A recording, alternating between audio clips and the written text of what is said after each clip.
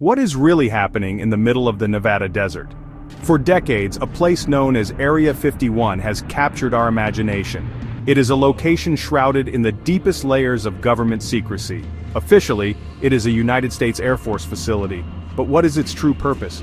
The official stories speak of experimental aircraft and weapons systems. But you know, many people around the world believe something else is going on, something otherworldly. Could it be that this heavily guarded compound holds the key to one of humanity's greatest questions? Are we alone in the universe? The fences are high, the guards are armed, the message is clear: stay away. The public's fascination is not without reason. It is fueled by countless reports of strange lights in the night sky. Unidentified flying objects moving in ways that defy our known laws of physics.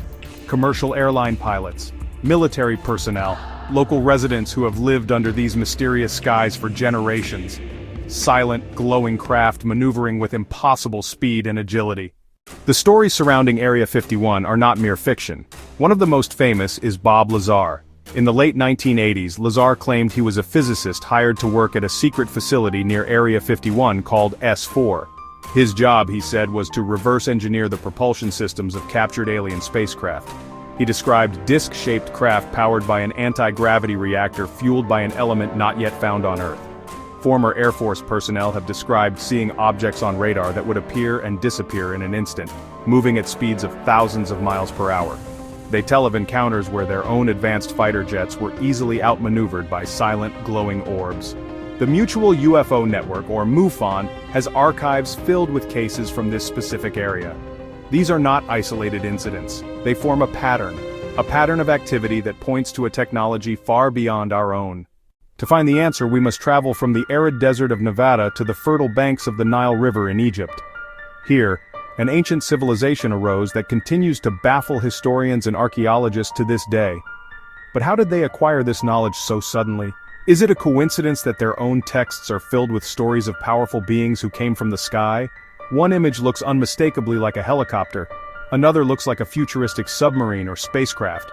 Beings like Ra, who traveled across the sky in a solar bark or boat. Or were they literal descriptions of advanced beings arriving in spacecraft? Beings who were not supernatural but extraterrestrial.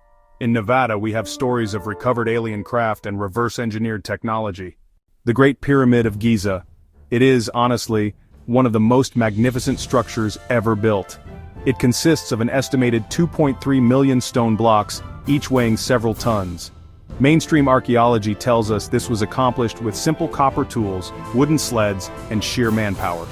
Many engineers and architects have expressed serious doubts. The Great Pyramid is aligned almost perfectly with true north. Technology that could levitate massive stone blocks and place them with pinpoint accuracy. What if the ancient Egyptians did not build the pyramids alone? What if they had help? In a crypt at the Temple of Hathor at Dendera, there are carvings that are truly baffling.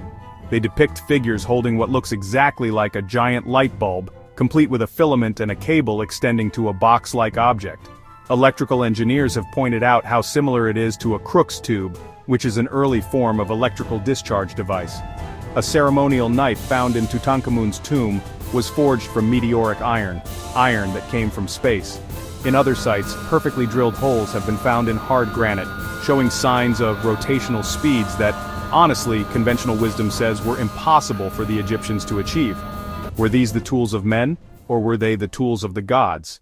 The mysteries of our past go deeper than just monumental structures. They lead us to the very core of who we are.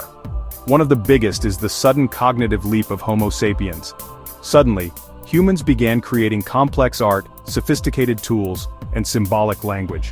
What caused this rapid explosion of intelligence and creativity? Ancient astronaut theorists propose a radical idea, panspermia, the theory that life on Earth was seeded from space. They suggest that our evolution was not just seeded but actively guided, that extraterrestrial beings visited Earth in the distant past and manipulated the DNA of early hominids. Look at the ancient Sumerian texts, which predate the Egyptians. They tell the story of the Anunnaki, powerful beings who came from the heavens to Earth.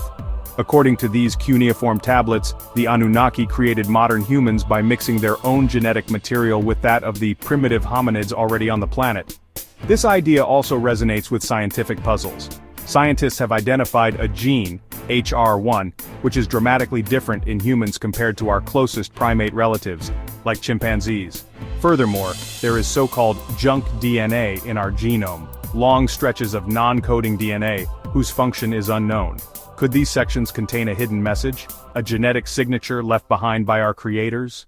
From the earliest shamans to modern-day abductees, people have reported encounters with non-human beings from the sky. Look at the biblical prophet Ezekiel. He gives a detailed description of a flying object descending from the sky, a wheel within a wheel, glowing with fire, with living creatures inside. NASA engineer Joseph F. Blumrich famously wrote a book arguing that Ezekiel's description was a technically accurate account of a spacecraft. Travel to any continent, and you will find similar stories.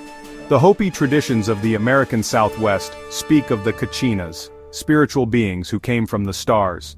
Australian Aboriginal legends tell of the Wangina, sky beings with large black eyes who brought creation and law. In Japan, ancient Dogu figurines depict strange figures in what look like pressurized suits or helmets. The Betty and Barney Hill abduction case in 1961 became a landmark. Under hypnosis, they recounted being taken aboard a disc-shaped craft and examined by short gray beings with large eyes. The star map Betty Hill drew from memory was later identified by astronomers as pointing to the Zeta Reticuli star system. Since then, thousands of people have come forward with similar abduction experiences. The beings described in modern abduction accounts are often strikingly similar to the figures depicted in ancient art. It is as if the visitors of today are the same as the gods of yesterday. The whispers of contact have never stopped. They have simply changed their language over the millennia from mythological tales to hypnotic regressions. We stand at a crossroads of belief and evidence. On one path is the conventional story of human history, a slow, steady climb from the Stone Age to the Space Age. On the other path is a more radical, more astonishing possibility. A history intertwined with visitors from the stars. The evidence for this second path is compelling. It connects the high-tech secrecy of Area 51 with the enigmatic achievements of ancient Egypt. It links the testimony of modern pilots with the hieroglyphs of ancient priests. What is the government really hiding at Area 51? Or is it the final undeniable proof of alien contact?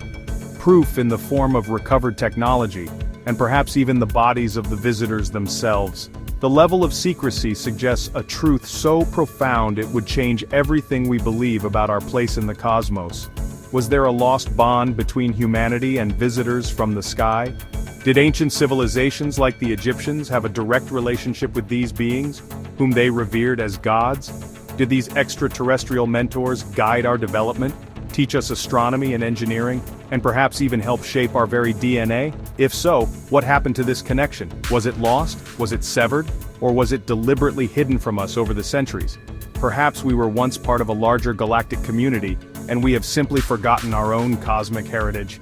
The questions remain. They hang in the air like the silent craft witnessed over the Nevada desert.